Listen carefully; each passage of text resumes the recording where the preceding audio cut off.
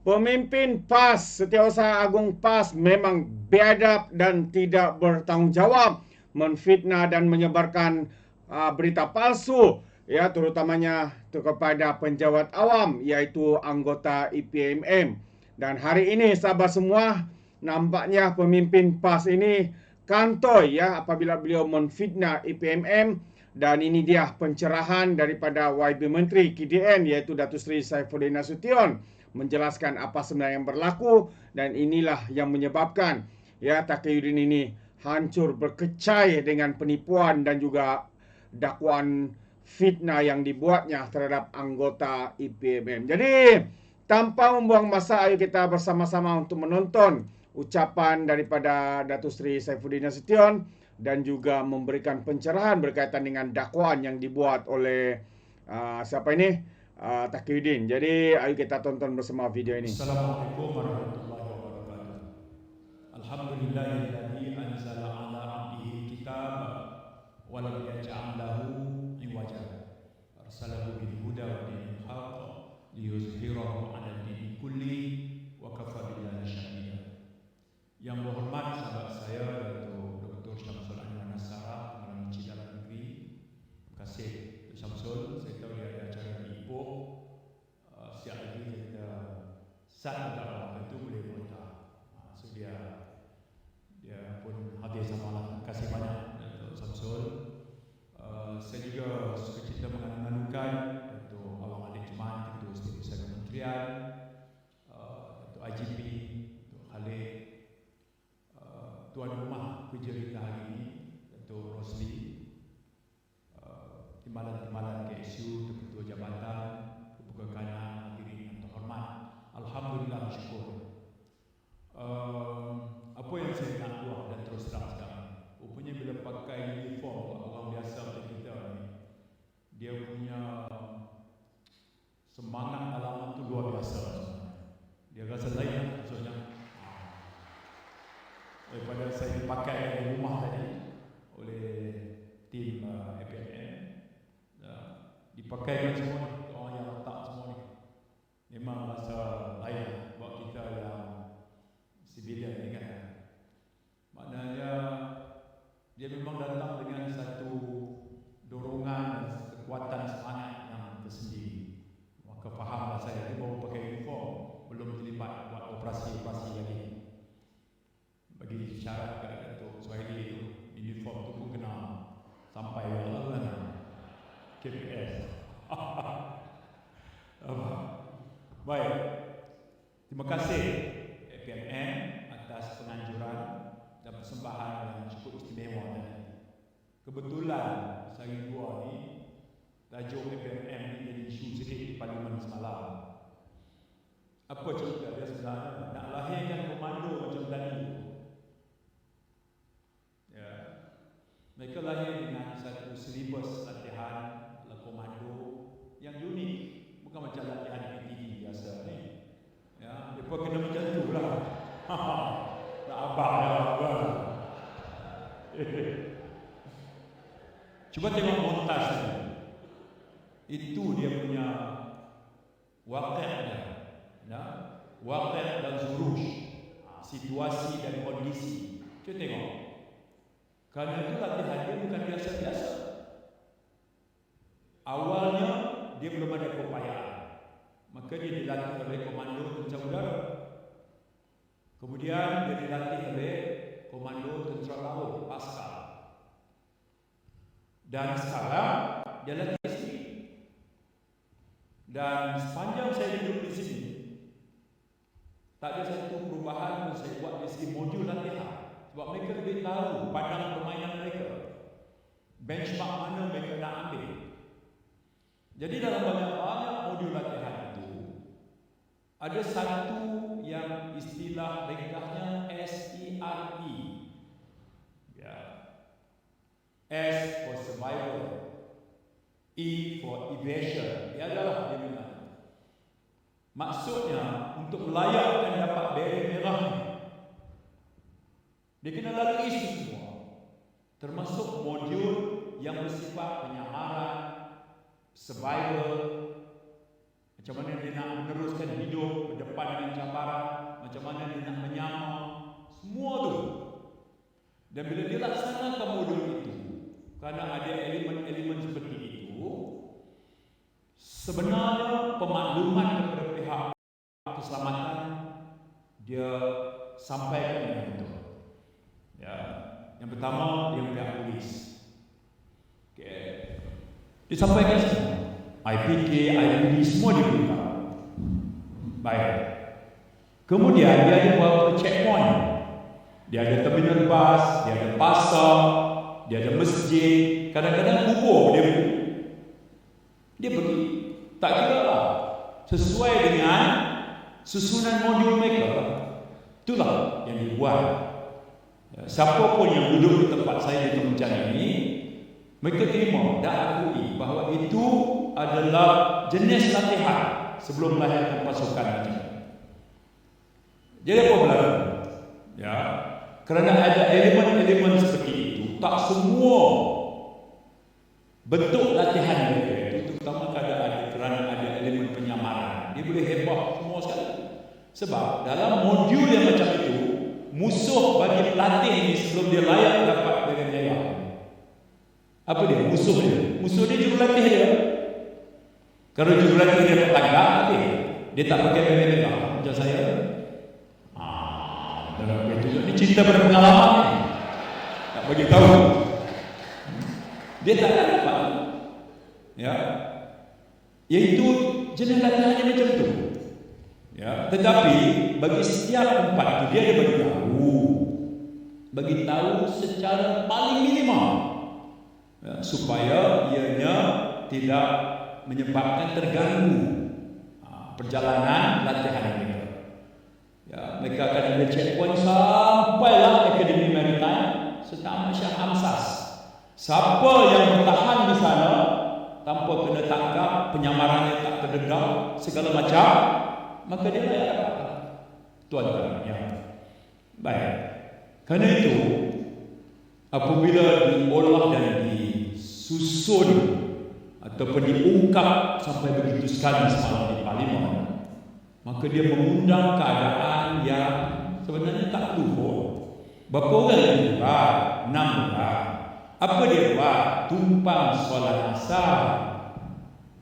Ya, tu aja. CCTV semua menunjukkan begitu. Dia berhenti, parking, masuk, dia cepat-cepat. Apakah dia pakai kasut dalam masjid? Tidak. Tak ada pun. Apakah dia geledah ruang solat muslimat? Tak ada pun. Tak ada. Tapi cara diolah tu ada. Satu latihan komando serbuan dibuat terhadap masjid, kemudian masuk dengan kasut, tak menghormati ruang solat muslimat, kemudian bangun supaya apakah ini percubaan serbuan untuk operasi khusus membunuh. Dah jadi lain. Calon macam ni sekarang. Ya, jadi untuk 24 jam semalam dah hari ini itu saya kena doa calon lah, tapi biasa. Dari mewah kan? Biasa. Tapi yang ini bukan disusun sebab dah tentu insiden itu timbul, sebab ini dah rancang berbulan-bulan ini. Kebetulan hari ini jadi itu sana tengok Menteri Dalam Negeri dengan sombong. Setelah dia melakukan begitu, menimbulkan ketegangan, menimbulkan keresahan penduduk, hari ini dia berbangga dengan beret merah. Macam tu pula. Jenuh lah. Lepas itu kita kena berikan dulu ni. Dia akan main ayat macam tu. Ya. Setiap pasukan khusus ini dia ada keunikan dia tersendiri. Dia ada keunikan tersendiri. Belum lagi komando polis, belum lagi komando tentera, askar belum. Lagi kalau kita tengok cara fikiran kita ni, ya, ditendang dan diperlakukan semacam tak ada langsung perasaan belas kasihan, tapi tentu ada kewajaran sebalik latihan macam itu. Anda tertangkap, musuh perlakukan dengan ganas, belum apa-apa dah dedah di rumah. Tentulah latihan mereka itu memerlukan mereka diberikan daya tahan yang tersendiri. Jadi itu saja. Laporan polis dibuat. Polis pun siasat. Polis bukan saja siasat atas nama nak tujuan siasat. Polis jadi pendamai. Polis jumpa dengan ahli parlimen marah, terangkan dengan pegawai-pegawainya. Pada akhir penerangan yang diberikan, ahli parlimen marah dan pegawainya akui ini cuma satu salah faham. Ada tak khilaf di sebelah kita, khilaf di sebelah kita, tak ada koresponden juga menjual lah. Kalau nama jalan Ehan macam itu, dia tak mau pendedahan yang terlalu berlebihan, sebahagian daripada mojul dan sebagainya. Jadi dibuat pertemuan oleh pihak polis. Saya terima kasih banyak. Awal lagi, belum semalam, selesai banyak hari, tak lama dah. Bila hari 19 hari bulan 9. Hari ini dah 23 dah, bulan 10. Dah selesai dah pun. Pertemuan dibuat dengan pihak masjid, dengan imam dia, semua dah diberi penerangan. Pihak polis pun klasifikasi sebagai NFA. Cuma satu salah faham. Itu aja. Ya. Tapi bila cara diolah macam tu semalam, dia jadi lain lah. Itu saja bahagian pertama yang saya kena jelaskan segera. Sebab di KDN sendiri kita kena faham bahawa kita KDN ini dinamik. Dia akan terdedah macam-macam perkara setiap hari. Ya, semua perkara yang di luar jangkaan kita. Itu menjadikan kita unik. Dan saya tahu bukan saja saya, tugas KSU juga sangat berat dengan semua pasukan. Jadi biar kekuatan kita apa? Kekuatan selama kita satu hati, kita ada kesepahaman yang baik, insya-Allah datanglah apa pun ujian dan cabaran, together kita akan atasi sama-sama, insya-Allah. Yang itu kan. Baik, tadi ucapan KSU sebut beberapa keutamaan dalam bajet di mana kita diperuntukkan 21 bilion. Dalam senarai 8 keutamaan itu, antara yang saya sentuh termasuklah soal beberapa penambahbaikan dalam sistem. Semalam saya terima kasih banyak polis, khususnya dari Yusri, selesai dengan Kementerian Pengangkutan JPJ. Kerana kita kan sejak 2022, 2023, 2024 dan 2025 kita banyak menerima permintaan ataupun kita sendiri yang initiate program, iaitu compound kepada kesalahan trafik. Kadarnya berbeza-beza lah. Dan hasilnya kita dah kutip hampir 640 juta. Besar. Dan kita ada 2 bulan aja lagi. Bulan 11 dan bulan 12 tahun ini kita dah bincang dengan Kementerian Kewangan tempoh hari sebelum bajet, dan kita dibenarkan 2 perkara. Pertama, untuk 2 bulan berbaki kita dibenar teruskan program diskaun ini. Dan semalam saya dan Wadi Anthony Loh, Menteri Pengangkutan dan Pengumuman, bahawa kita akan teruskan JPJ, teruskan potongan compound, dan kita akan teruskan untuk bulan 11, bermula satu bulan 11 sampai 30 Disember, potongan 70% bagi semua compound traffic, 70%. Jadi Datuk Yusri saya minta semua sekali mod pembayaran pastikan dengan sistem mampu untuk untuk menerima bayaran. Kita juga akan ada permintaan daripada banyak organizer. Semalam saya terima daripada Jabat Perdana Menteri yang akan buat di Pahang. Okey, saya segera teruskan minta jabat saya forward kepada Datuk Yusri untuk buat semua. Asal sebelum 30 hari bulan Disember. 1 Januari ke atas kita akan laksanakan juga, tetapi siapa yang punya compound bayar awal menikmati potongan tinggi, bayar lambat potongan yang rendah atau tak ada potongan langsung, ataupun boleh diteruskan tindakan undang-undang seterusnya. Bila mulai 1 Januari itu kita dan Kementerian Pengangkutan selangkah. Baik, bermaksud semua kita bergerak ke arah ini. Baik, perbincangan kita dengan anda juga bahawa bayaran compound yang telah kita kumpulkan itu, sebahagian sejumlah nanti kuantumnya akan diletakkan, KSU akan bincang nanti untuk kita dapat guna pakai. Itu kita serah kepada leadership KSU nak bincang berapa banyak kuantumnya, daripada berapa sipirnya. Soalnya daripada sejumlah kutipan itu, secara prinsipnya Kementerian Keuangan membenarkan untuk kita guna pakai bagi tujuan menambah baik. Kalau kata kenderaan polis, kenderaan polis lah. Kalau kuartus lah. Ya, apa saja yang itu akan kita bincang secara dalam. So itu perkara terbaru yang semalam. Baik. Bajet juga bersetuju untuk kita teruskan program PK. Yang ini khusus untuk penjara dan juga AADK. Peluang kedua ini, penjara memang success story. Semalam pun walaupun program AADK, Simposium Sains Penagihan Dadah, tapi saya ambil juga masa cerita ini sebagai success story Jabatan Penjara. Sampai macam tu nak bela dan nak angkat fungsi dan peranan Jabatan Penjara. Melalui program bawa keluar juga daripada tembok penjara, beri dong latihan 3. Dan menyusul lepas ini ialah Datuk Muslim dan AADK. Dia dah pun dapat menarik persetujuan daripada Timbalan Perdana Menteri 1 Pengurusi Tibet untuk sejumlah peruntukan diagihkan kepada klien AADK juga untuk diberi latihan. Ini semua adalah pendekatan yang kita rasa membuahkan hasil. Bukan rasa, memang kita tengok membuahkan hasil. Dan kita mesti bergerak ke arah itu. PK. Baik, daftar dokumen pendaftaran pelarian.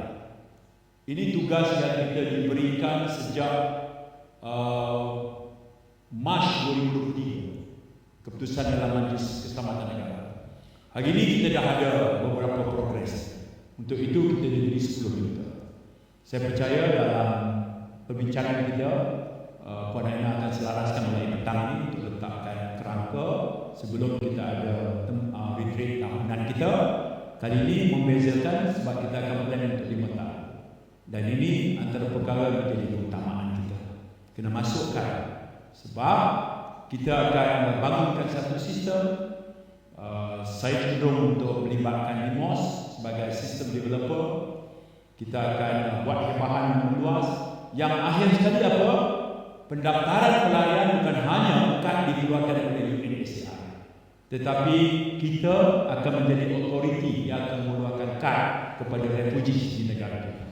Dengan adanya authority seperti itu, data kita lebih legitimate, dan ke depan nanti apa juga program penyelesaian isu pelarian secara komprehensif dapat kita jalankan dengan lebih baik, kerana data kita kumpul sendiri dan paling legitimate. Kerana kita yang menggunakan proses.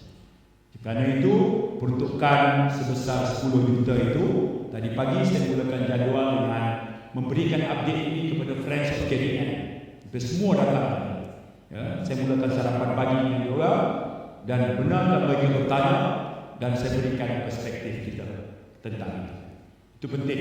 Baik.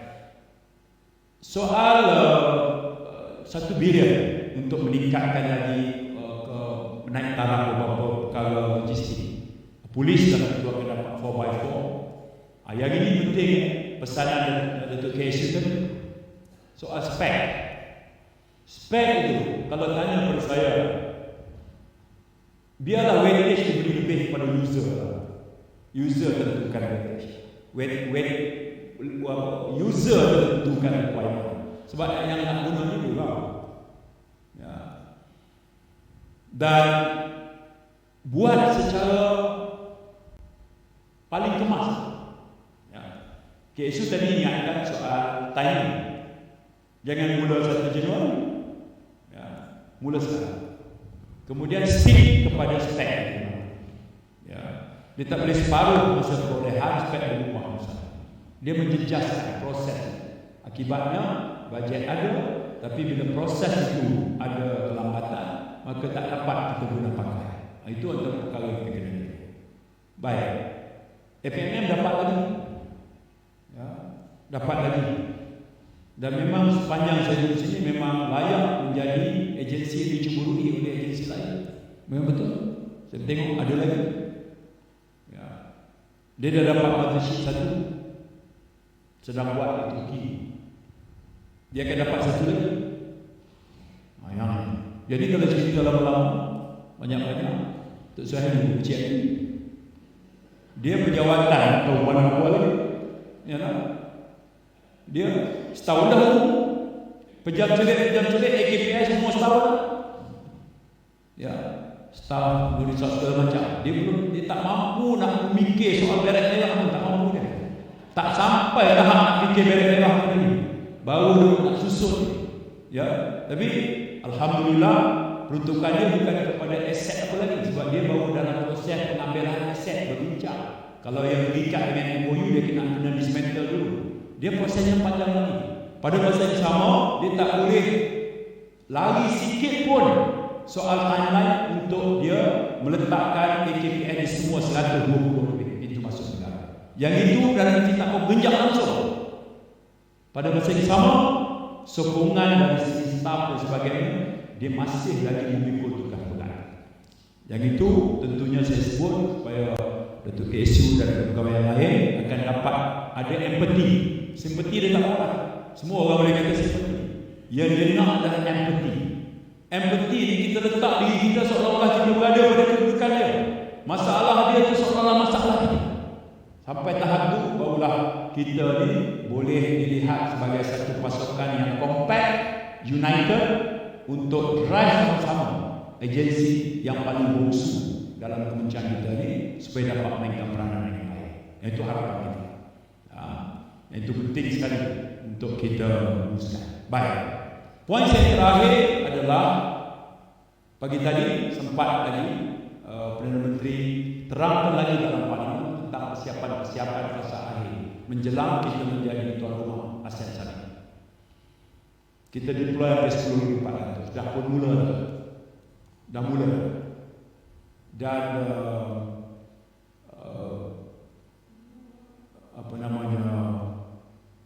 perkara yang tak boleh kita kompromi langsung adalah soal kawalan keselamatan.